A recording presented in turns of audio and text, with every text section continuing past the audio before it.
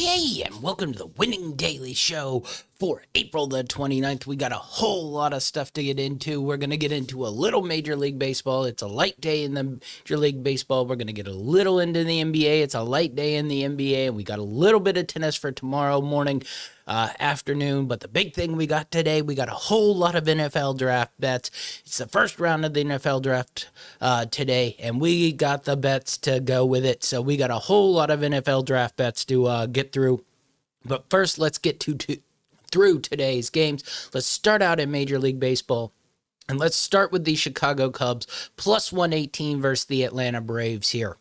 The Cubs have been awful, but I just have a feel they're going to turn it around today versus the Atlanta Braves, who have already put it on the Cubs for a couple games now. But I think those Cubs bats are going to come awake today, and we're going to get a Chicago Cubs victory here at plus 118 for the Cubs. I think that's pretty good value. So maybe the Cubs can take something out of this series here and get a win here. So we're going with the Cubs at plus 118.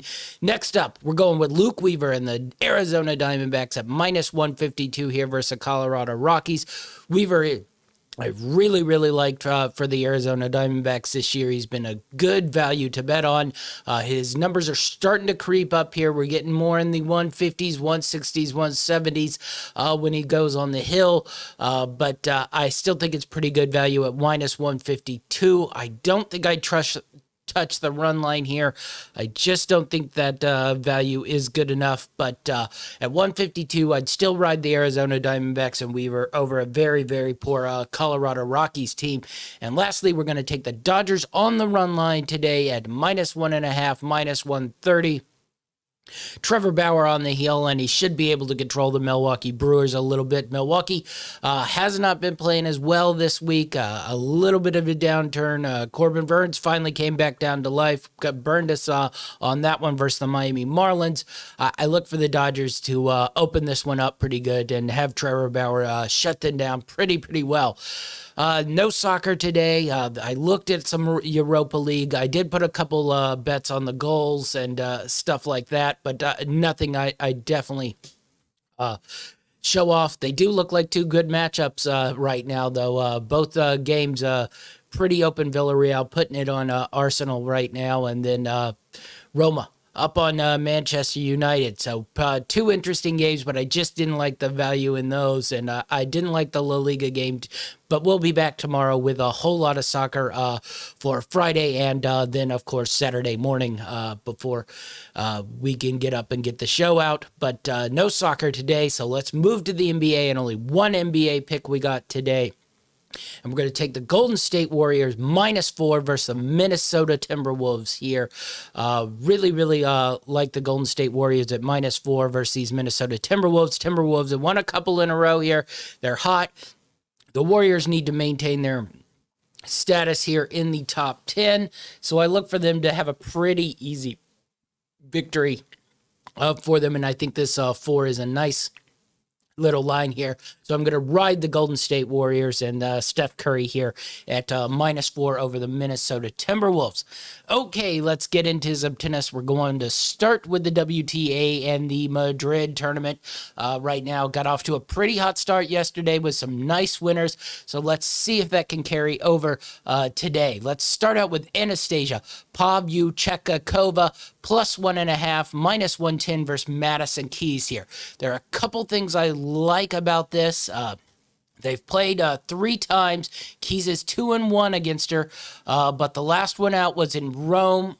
Keys won that one, but the one I'm looking at here is the 2018 one in Stuttgart. That was a clay court one, and Pavlyuchenkova won that one 7-6, 5-7, 6-4 here. So that one is the one that interests me here. The other thing that interests me in this one is Madison Keys has not been all that active of late. This is really her first tournament since she played in that Charleston tournament in the first one, not the second one, in early April, and she lost in the first round of that clay court one. She lost in the first round of the Miami Open. She hasn't even made it to the second round of her tournament except for the one in Dubai, and that was in March early March, like the 7th or 8th of March. So she's really been pretty inactive here, and I just think it's a really good bet to take Anastasia Polivichekova here.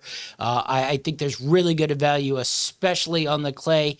Now, Chekakova has been a little bit more active. She played in the St. Petersburg tournament in March 15th through the 21st. She made it to the round of 16 in that one. And then she played last week in the Istanbul one in Turkey. Now, she did lose in the first round of that one, but that was versus a better player in Anastasia Potova. The fellow Russian player here. She lost in 3 sets in that one, so she did grind it out, and just a tough loss, 6-7, 7-6, 4-6. So she really did play pretty well in that one. So I do like Anastasia Pavlyuchenkova here over Madison Keys, and her activity and the matchup on the clay. I don't think Keys has shown she is capable of playing in that one. Next up, we're going to go with Sirona Christie, plus 1.5, minus 125 versus Jessica Pugila. I know it looks like we're picking on the Americans here, but I think this one, another one of really good value here. Christie has plus 1.5, minus 125 here, and I just really like this. Head-to-head, they're 1-1 versus each other here. Pugila with a win in the Midlands in 2015, Christie with a win in the Midlands in 2011, so you can't factor that too much here, but what I'm going on right now is who's playing better, and Sirona Christie really is playing well. She ended up in that Istanbul tournament last week, winning the whole thing with a big win versus Elise Mertens in the final there. So that was a surface on clay. Last week, she ran through it, and a couple big wins, including over the number 1 seed, Elise Mertens. So she's playing really well. Pugila is not quite playing quite as hot. She's also been a little bit of inactive. She has not been playing on the clay at all. Her last tournament was the Miami Open. That tournament went from March to April 3rd. She lost in the round of 16, so she's basically gone over a month without playing. She has not played a tournament on the clay in quite a long time. How long? Since Roland Garros in the French Open of last year, which she lost in the first round. So you can see she's not comfortable on the clay, so I really do like this value matchup right here. And lastly, we're going to go with Misakai Do, plus 6.5, minus 155 versus Naomi Osaka. Now, this is a total mismatch. Really, on paper, Naomi Osaka is a much better player, but they're 2 Japanese players. They've played against each other twice. They've been pretty tight matchups here. The first one in Tokyo in 2016, 6-4, 6-4 by Osaka. So that plus 5.5 there that we're getting, or plus 6.5 that we're getting there at minus 165 is covered. And then they played in the U.S. Open in 2020. Naomi Osaka won 6-2, 5-7, 6-2. So what do we got there? We got another cover there. Now, granted, those are both on hard courts, but I just think this matchup really at least favors Misakai Do to cover this line a little bit. Now, she did play in that Charleston Open, and she made it all the way to she made it to the second round of this. So she is, I wouldn't call her comfortable on clay, but she's capable of playing on the surface. She played it on it twice, both Charleston tournaments, second round, and then lost in the first round to the other fellow Japanese player now, Hibano, but she retired out of that one, and now she's ready for this one, and I just think that 6.5 is a bit too much. And speaking of sort of being inactive here, Naomi Osaka has been a little inactive. She has not played since she lost in that Miami Open. Once again, that Open was from March 23rd to April 3rd, so that's almost over a month ago. And then before that, she had not played since the Australian Open. So this is basically just to get her sea legs here before she goes into the French Open and tries to make a run there. So I think that 6.5 just is way, way too high. Those are my 3 picks for the WTA tournament in Madrid. Let's go to the ATP Tour. We're going to take one of the Munich ones and one of the ones in Portugal. Let's start out in Portugal, or in Portugal here, and we're going to take Kevin Anderson plus the 100 over Marian Cilic. This one is a little bit of an unbalanced matchup here, but I think Kevin Anderson is playing better right now. Overall, the head-to-head truly favors Martin Cilic.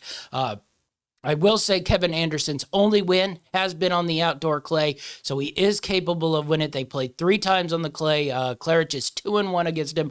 One of those was in the French Open in 2017, and Kevin Anderson retired, so you scratch that one a little bit. So, Kevin Anderson's one win is on the clay, and we took Marion to start this tournament, but I just think Kevin Anderson is playing a little bit better right now, so we're going to ride Kevin Anderson right here and take him over Marian Cilic and on the even money on this at plus 100. Lastly, we're going to go to Munich. I knew we were going to ride one of these. There were a couple sort of mid-tier, lower mid-tier German-ranked players in this tournament. I was going to ride one of them in here. That wasn't Alexander Zerbe.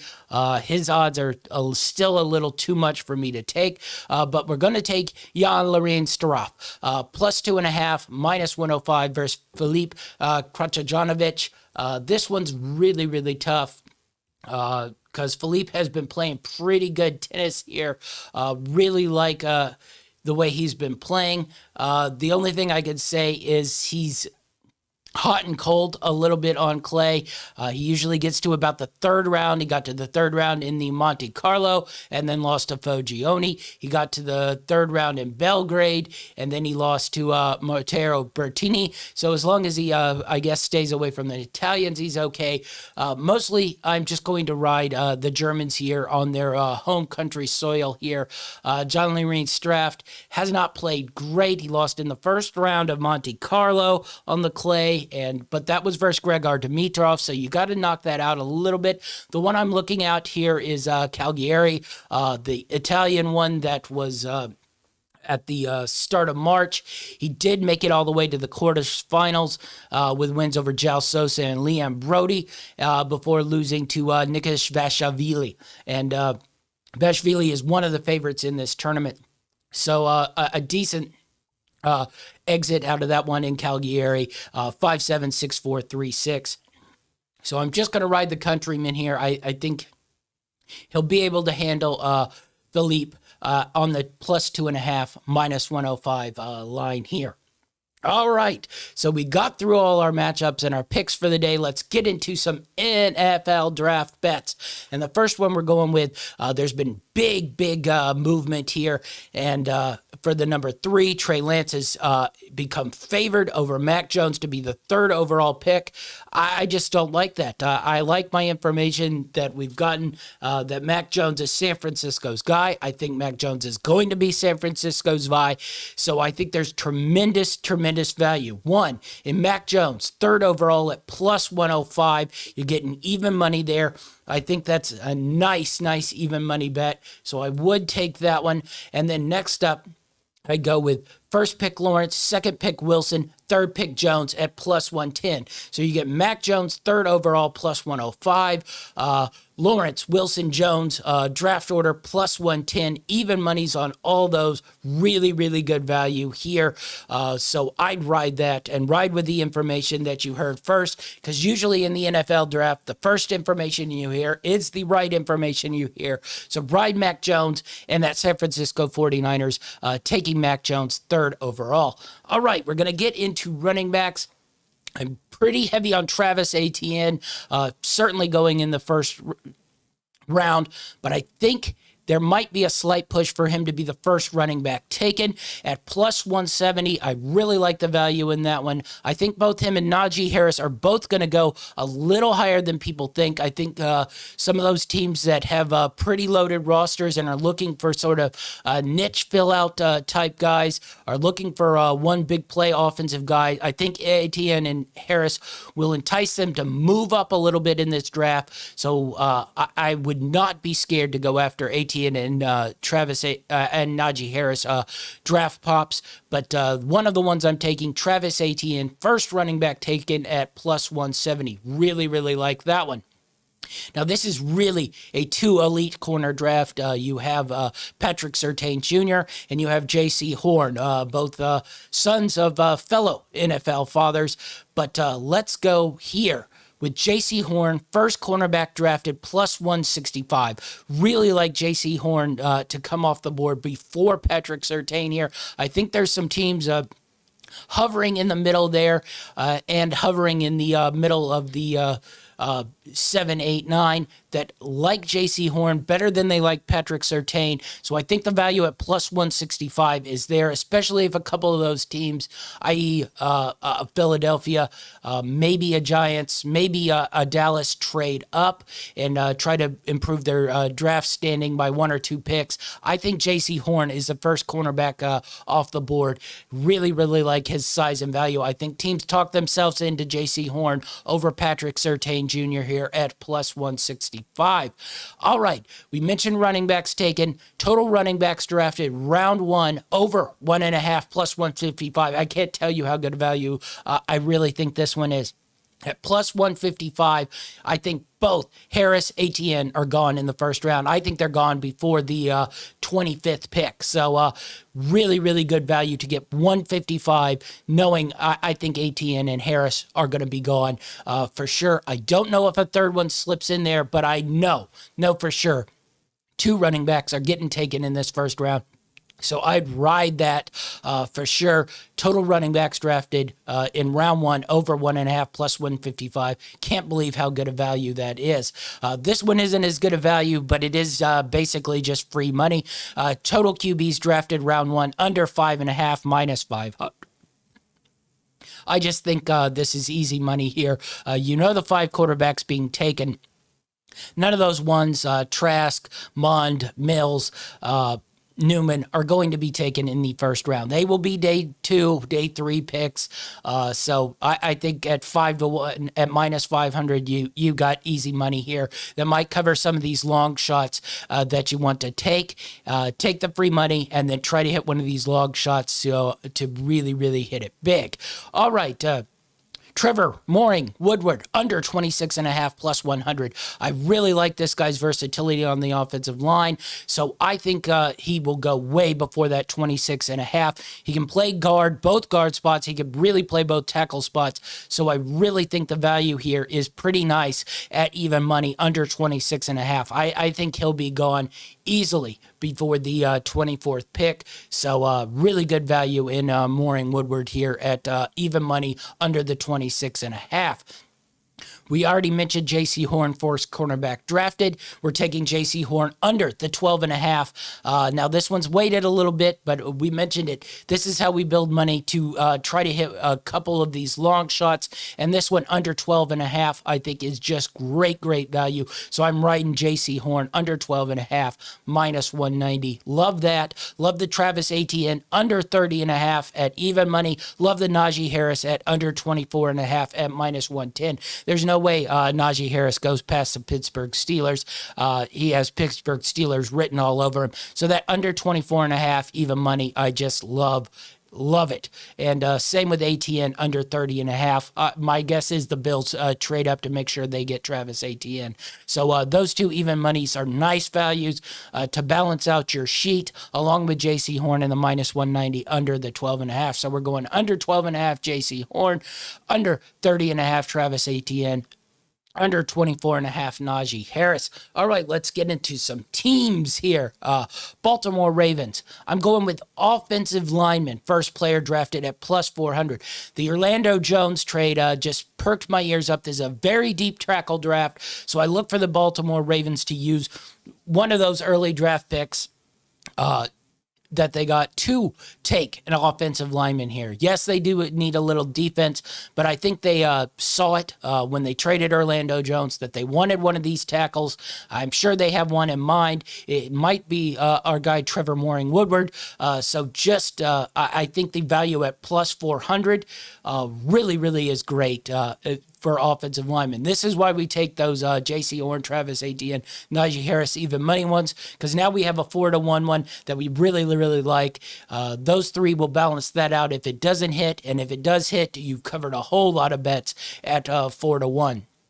Next up, 2-1 value at the Buffalo Bills taking a running back. And I just think for sure Buffalo's taking probably Travis Etienne. If they can't get their hands on Etienne, I really look for him to take one of those Carolina ones. And if Najee Harris is there, I look for him to take them. But I'm pretty sure Buffalo's really probably set here on the defensive side of the ball, that where they draft, they won't be able to get one of those elite corners. I don't think there's enough defensive line depth for the edge rusher for them to fall. What they need is another nice running back in that spot. There are really good running backs in this draft, so I look for the Buffalo Bills at 2-1, plus 190. To take a running back. I think that's great value.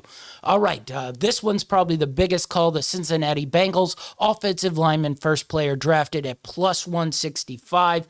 It's really a two-man race here, so the value is almost right there, perfect. You know the Bengals are taking an offensive lineman or they're taking a receiver. So this sitting at almost 2-1 really does have your 50-50 there.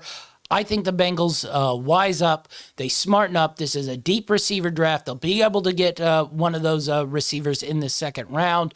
That is pretty solid. I like this receiver draft. I think they need one of these offensive linemen, be it the Northwestern kid, be it the Oregon kid, be it the USC guy. They just need an offensive lineman. So I think the value at plus 165 for the Cincinnati Bengals to take an offensive lineman is just really great value. All right, here's another long shot we're going with the New York Giants. Hard to gauge what they want to do. They keep spitting out that they want a receiver, but I just don't see the value in them taking a receiver. They have receivers. They spent on receivers in free agency. I really think they go two ways. They go offensive lineman or defensive lineman. And what's the best sitting there at the time for the New York Giants? I think a defensive lineman will be sitting there for the New York Giants to take, probably one of the top ones graded on the board. I think that by the time the draft falls to the New York Giants, the defensive lineman value will be there for them to take one of those guys. So at plus 325, New York Giants defensive lineman first player drafted, I think is just really great value. So I like that plus 325.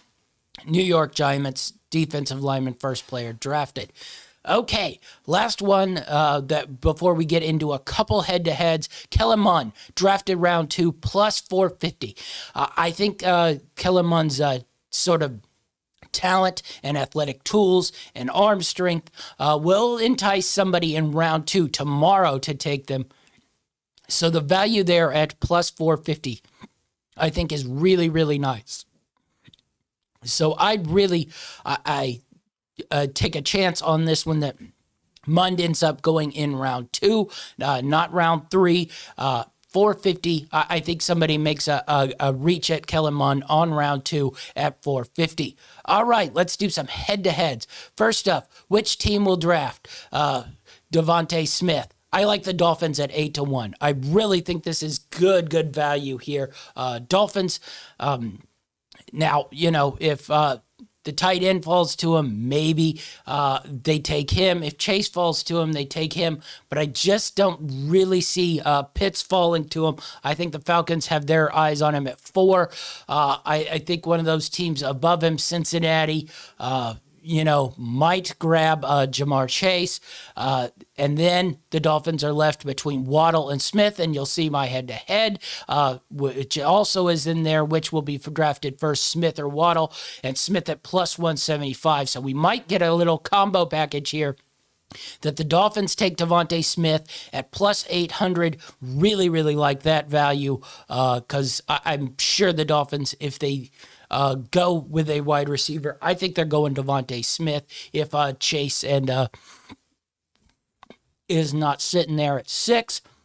And then you got the head-to-head Smith-Waddle. And I just think Smith is the one taken here. I know people like Waddle and his speed, but I think Smith is a smart pick here at plus 175. Just really, really like that value. We mentioned Kellen Mond going in the second round. He's got a head-to-head with Kyle Trask. Which player will be drafted first? Mond, Trask. Mond is only a minus 125 favorite here. I think you got to take that because I think people will talk themselves into Kellen Mond. I think Kyle Trask drops a little bit here. I think the Stanford guy, David Mills, moves up ahead of him. And then it's a fight between Trask and Jamie Newman there to see who gets drafted between them. But which player will be drafted first? Mond, Trask. Love Mond at minus 125. And the last one, we have which player will be drafted first, ATN or Deontay Williams. And ATN at minus 200. Once again, that's just one of those where we can get a little bit of free money to balance out our bankroll on some of these long shots that we're taking and that might not hit. So we don't end up losing very much money overall and everything is balanced. And then if we hit one of those long shots, we're good as gold. So ATN over Williams, ATN at minus 200. So we got all that in. Those are all our NFL draft picks, plus everything else we like in the day. Be sure to follow us on greenlightnetwork.org, Greenlight Network on Facebook and YouTube. Like and subscribe. You can find me, GLN Champ 5, on Twitter and Instagram. That's our show. May the odds be ever in your favor, and we're out.